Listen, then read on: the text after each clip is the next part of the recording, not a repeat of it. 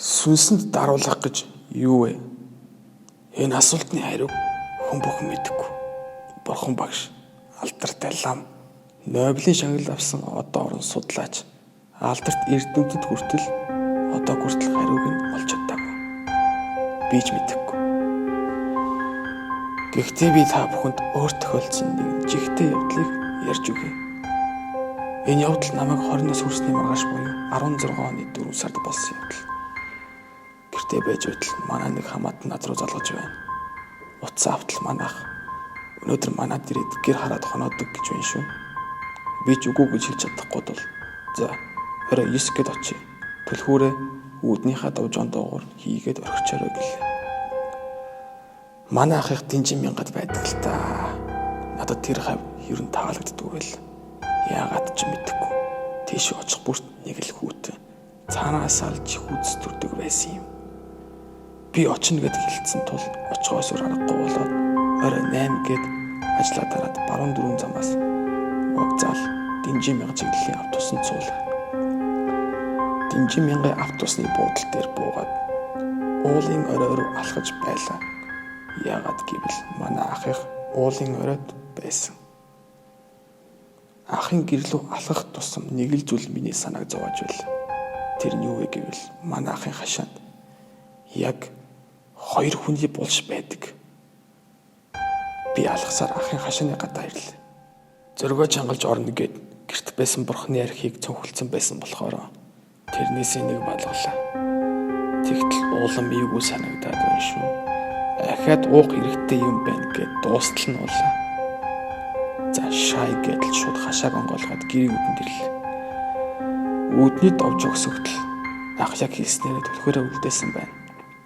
Гэхдээ тэр түлхүүр их сонин. Дээр үе Монгол түлхүүр байл. Гайхаад цоожиг нь хартал.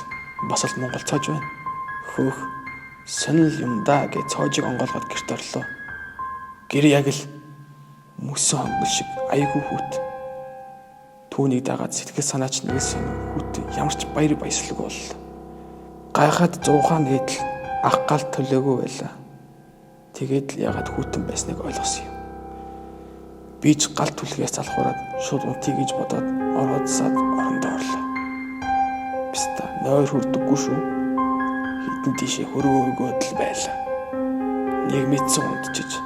Гэхдээ бодоод байхад унтаад байна уу, сэрүүн байна уу гэдгийг ялгадаггүй шүү.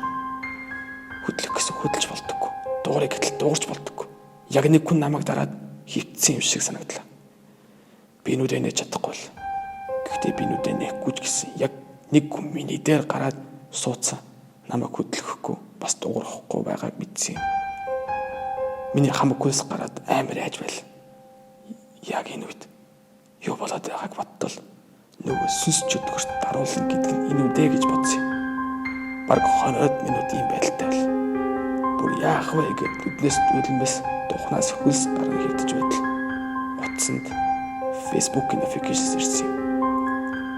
Тэгтэл гинэт дээрээс намайг дараад байсан хүн босоод явчихвоо гэлтэй байхгүй болов.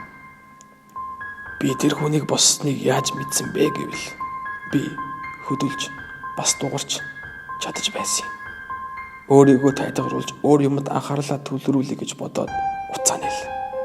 Над дэрсэн notification-ыг хартал. Миний 2 жил араас нь гүйж байгаа. Охин лайв хийж байна гэсэн notification байсан юм. Баярлалаа тэр лайвыг үзэх гээд ортол.